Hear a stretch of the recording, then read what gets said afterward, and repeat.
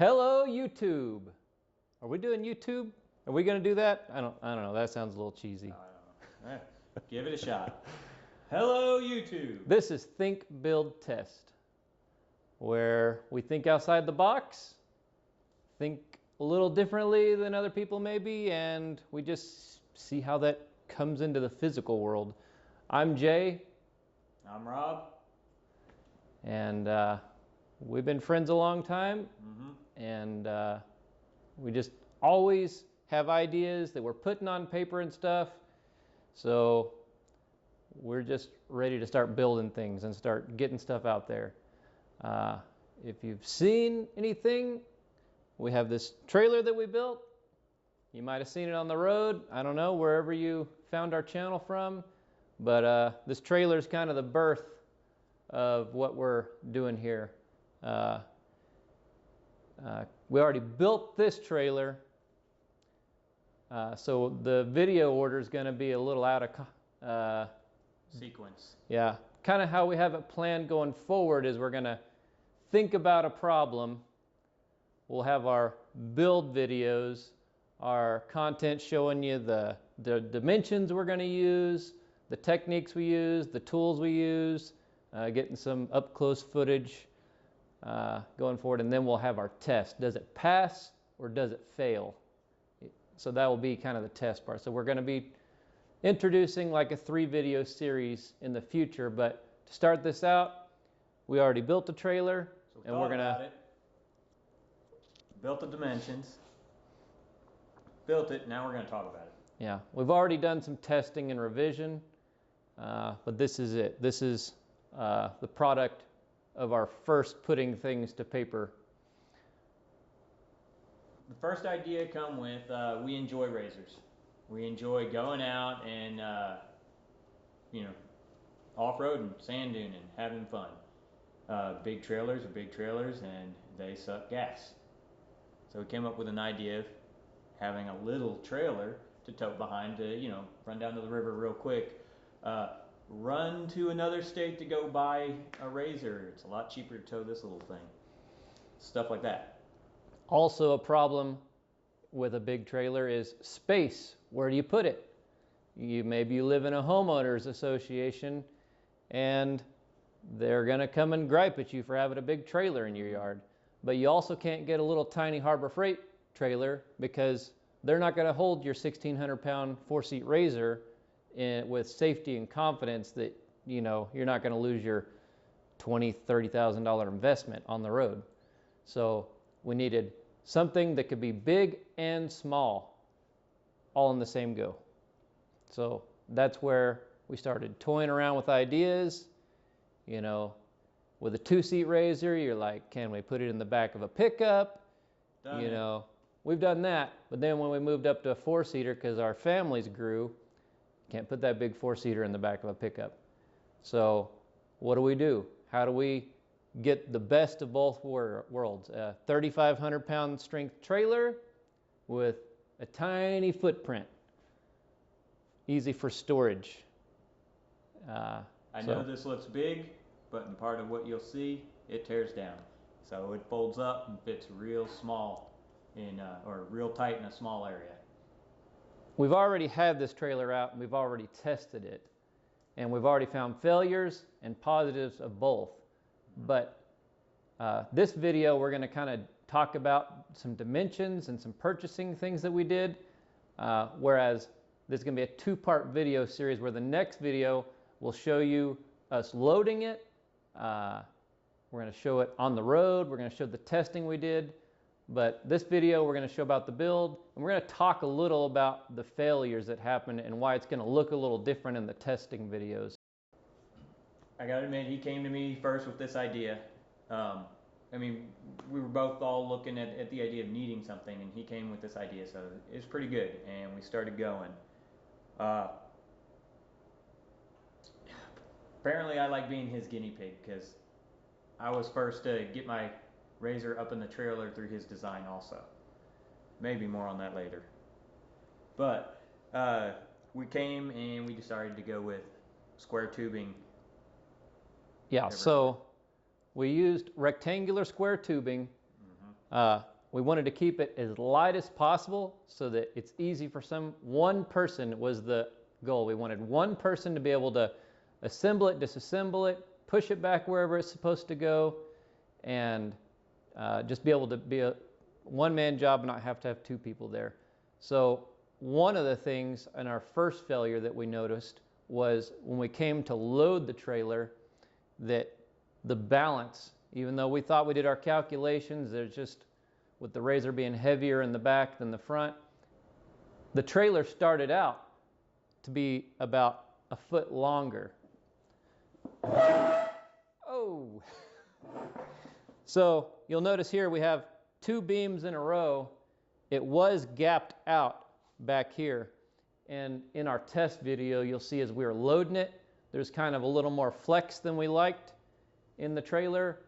And by moving the tires up to the second run instead of the third run that was used to be here, it sat good on the front, had good tongue weight, and it just was a more solid and stable trailer altogether.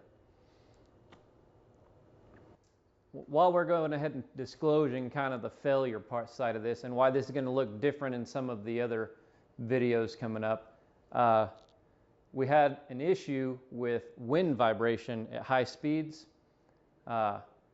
We kind of kept the front end kind of low profile. We were kind of thinking about like the Dodge Prowler look with the fenders.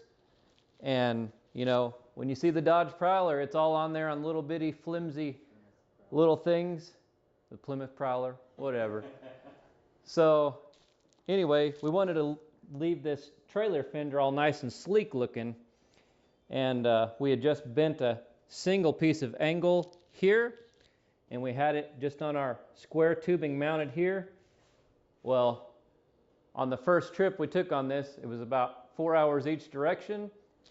This fender started flapping, and it just ripped these weld seams here and here right off of this single support. So there's some differences there, and that's something that we didn't even know were going to be in effect. We just knew that we kind of liked the fact that this was open and it allowed us to flip this up, and you know, it all seemed to be kind of a minimal process for us to just have the single strap, because you could almost sit on it still with the way it was.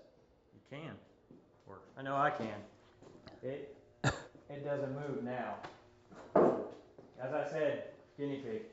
I was the one who drove 4.5 hours, 5 hours, watching that thing kind of flap around in my mirror, going, okay, I hope that's going to be okay. And then I got up there and saw the hole it ripped, you know, like you said, up on the sides here. So I had to strap it down to get home. So we were at the point where we were between needing to design but also needing to repair. So this isn't exactly how we would have done it from the beginning, but since we had ripped metal, we had to come in and we brought a 1/4 inch, 3-inch strap plate, and we welded it back to this tubing all the way along here, because like I said, we had ripped metal from that heavy vibration.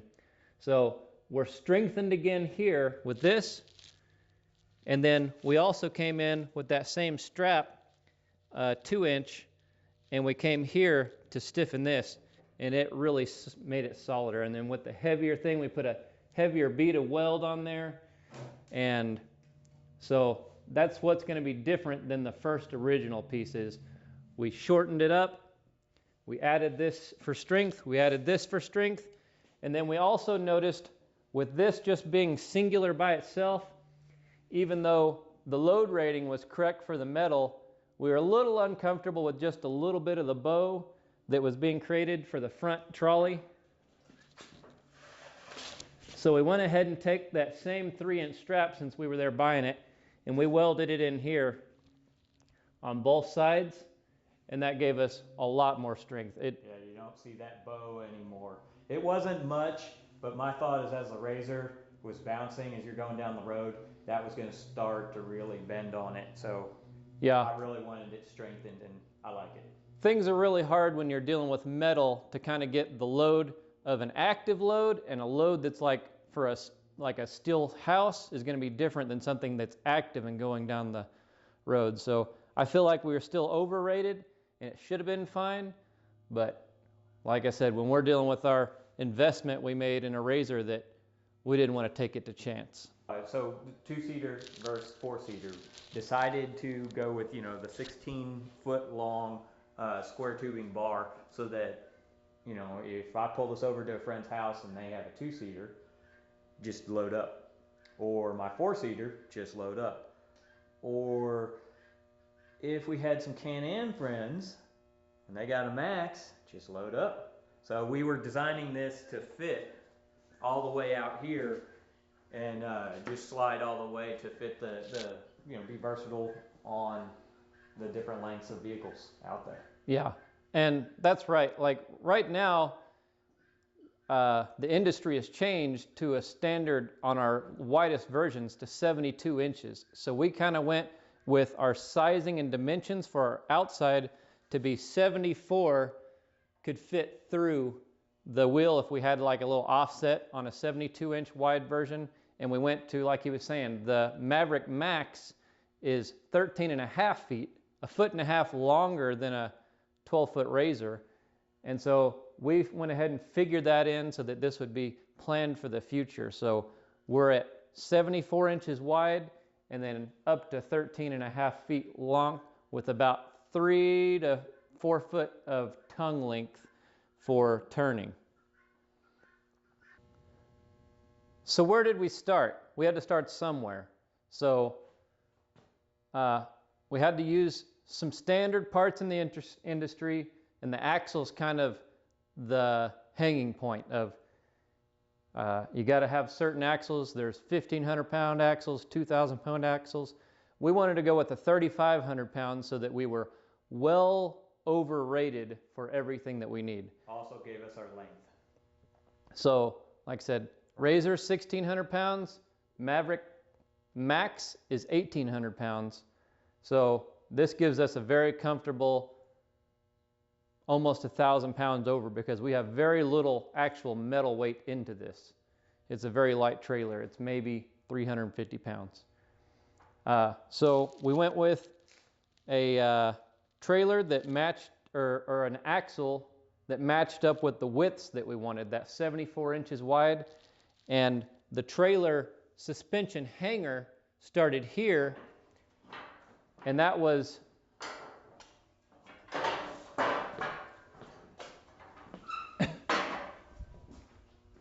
the place that we were going to weld to. So we were going to go right there. And the part of our design that's unique, that helped us save some cost, helped us save some weight, is we didn't use any suspension. And the reason why we didn't use suspension is because we strapped down the razor on the tires. So we get to just use the suspension that's already in the razor. And you may be looking at this like, where's our cross supports and stuff? That's another piece of it, is the razor, when you strap the tires down, the body of the razor becomes the strength and the rigidity of the trailer. So we basically wanted to take a razor and make it pieces of a trailer. When we came across the axle, we came across a problem. They're designed to have suspension in it. So what do they have? They put a bow in most axles. And as you can see, this one has a bow in it. So welding to the axle probably took about the most time of this build, because trying to figure out the angularity, cutting the round out of the tubing, figuring out where it was going to notch. But then we had to compensate where we put in a filler piece here. We just took some of our 3-inch tubing bar that goes along there, and we just cut it into half. It may be a piece of 2-inch that I had. Oh, yeah, I think it is. I think it's 2-inch, but we just cut that, and then we ground it down so that it would match the roundness of the bar, and then we just welded it in there really solid. The second part of the build was going to be the Centerline Strength, and that consists of our bar, we had to figure out how big of a bar and what thickness of metal was going to be able to hold our weight rating that we needed. But then we're going to also have to find a way to interconnect it into the trailer, because this bar completely separates from the trailer.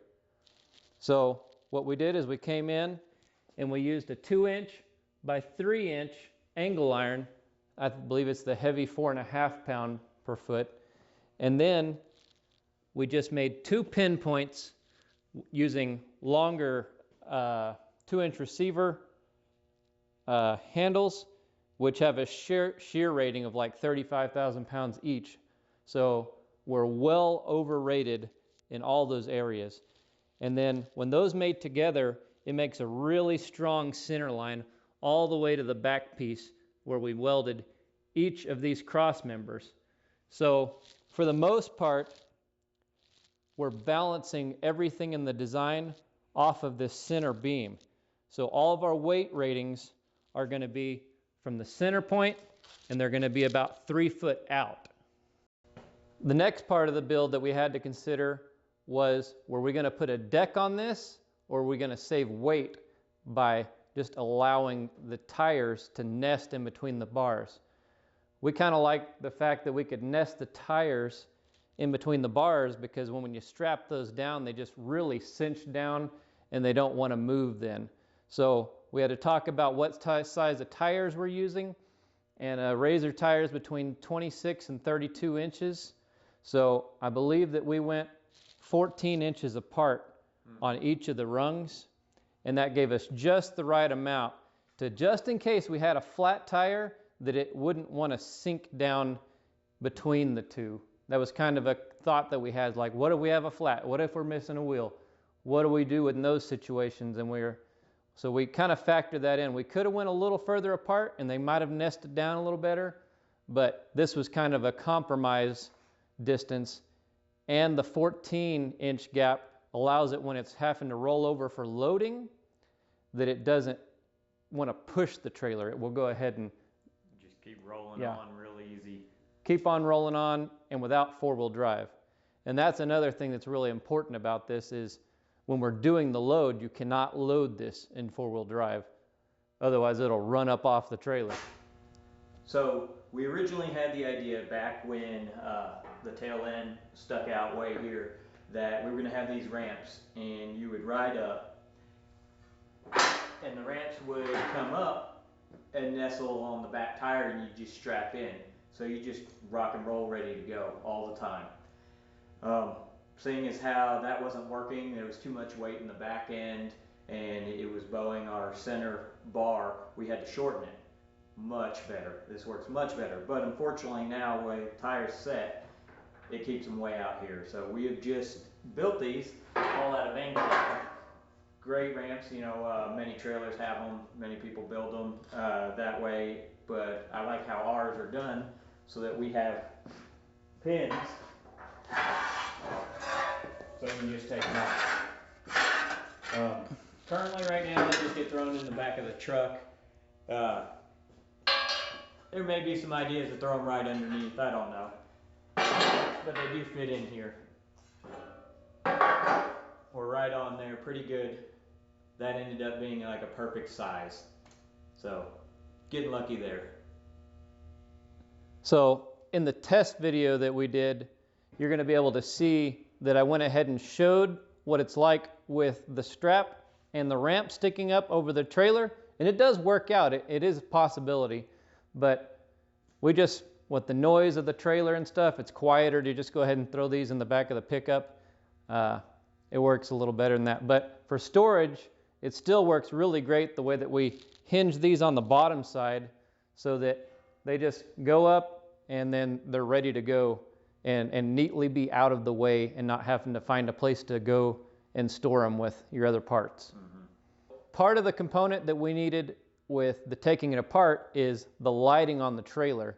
So we were able to run all the way through from the front the wiring harness, and we just took a typical 4-pin connector and added a second one back here. So all you have to do is disconnect it there, put it up in there for protection. Now the whole tongue can come out separate, and you still have your lighting on the trailer that can just be detached. And then I wanted the 7-pin because I like it. I hate fighting these little 4-pins, so we put a 7-pin on the front to connect to the truck. Yeah, and that matches most new trucks. Let's go ahead and go through the teardown, and we'll take these ramps off, and we'll show you how this comes apart. And we still have one more mod that we need to do to this that worked out great when it was longer, but when we shortened it, we found out that we took our 1-man readiness and made it where 2 men were needed to be able to get the pins latched. So we will show you the complication that we have now, and then you'll get to witness the modification, repair, and fix back to the 1-man. Yeah. So if you all want to come in here, we'll show you how this is going to work.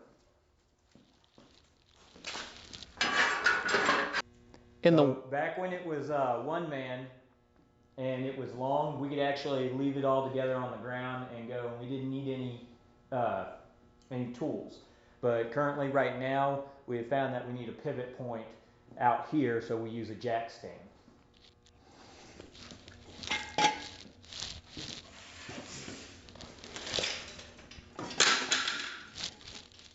No! Right there. We have the hitch pins right here, and it's just, you know, your normal, take it off, pull it out.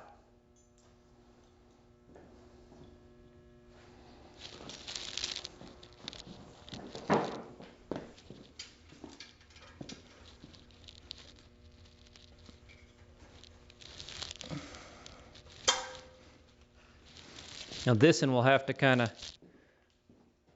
maneuver the weight a little bit up.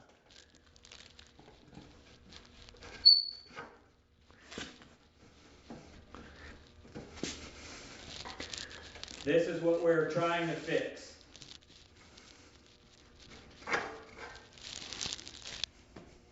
Yeah, I can get out of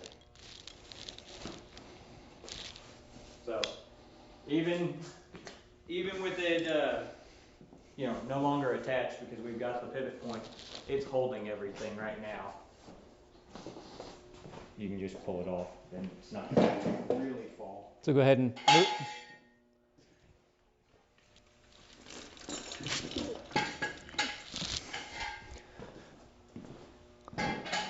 So it's still not too hard right now, but we want to get down to 1 man, not 2 man. So come on over here. This is where we're talking about what we're fixing. Before, when it was longer, this laid perfectly so that your pin fit through. Right now the hole's right here, but we had it where the bar fit through everything laying down, and you could pin it. Yep. Then just lift and pin the other one. And currently we can't lift this up because this metal hits the underside of the bar. So we're going to come back in and cut this tip off so that we're still able to lift this up and make that pin connection. Yeah, that way we don't have to work with the pivot point, and then we can lift and pin the other side and everything's together. That's the idea. So you're going to get to see firsthand, this thing's light and easy.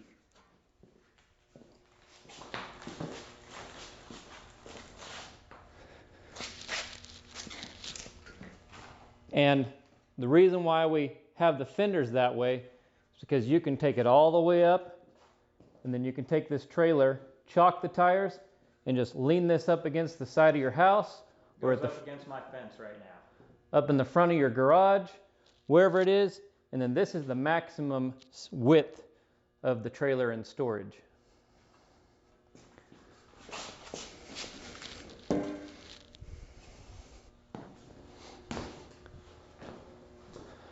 You want to help me with this, get it off?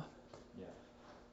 So normally I'd be outside, and this is in my carport area, and all I do is I'll grab this tongue and just pull it all the way out of this full slide. But since we're in here right now, we actually have to lift more and slide it off that end instead of pull the tongue out. Well, let's grab it together, and we'll lift the whole assembly this way. All right, now show them what it'd be like if we were outside.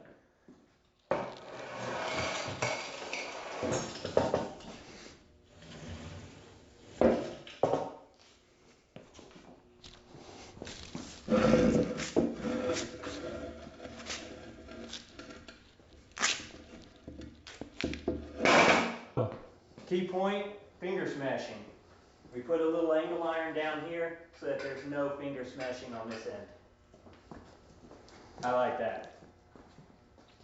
So let's pick this bar up and move it over here so we can get the Teflons together.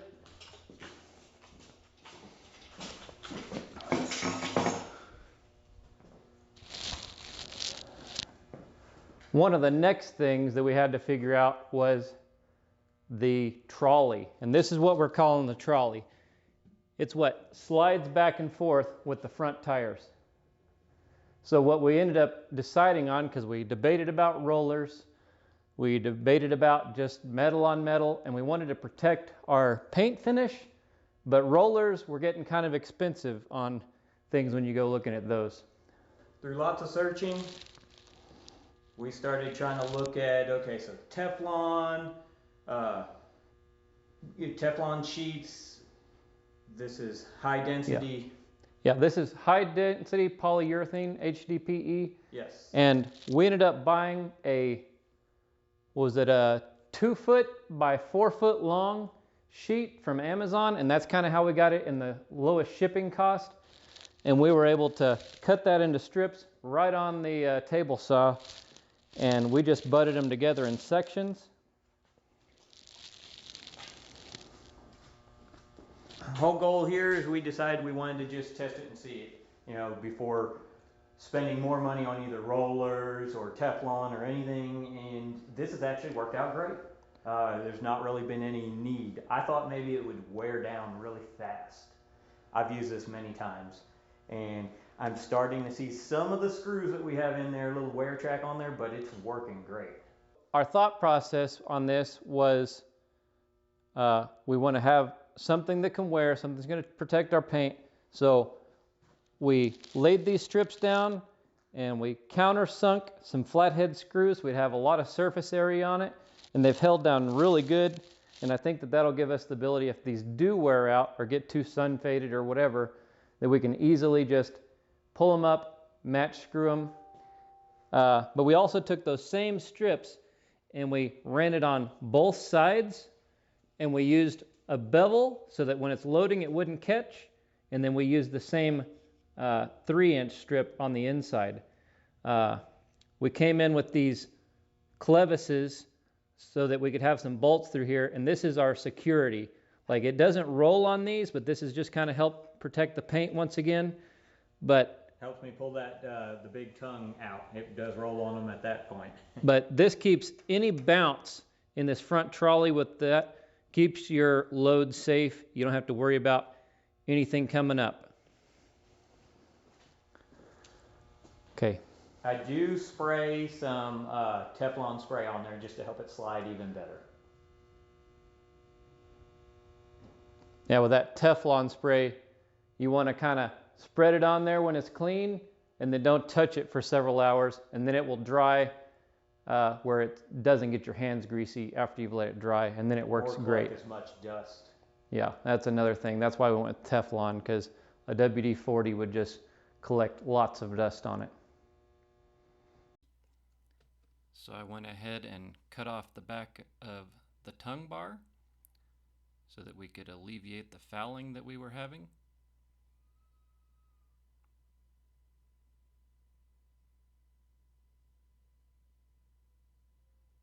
Everything turned out good. I was able to lift up the back, pin the bar, lift up the back of the trailer, pin the front, pin,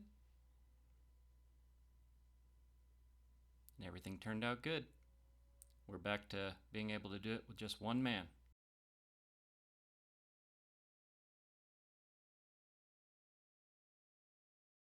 Trailer is nice and light, easy for one person to move around, nice and nimble.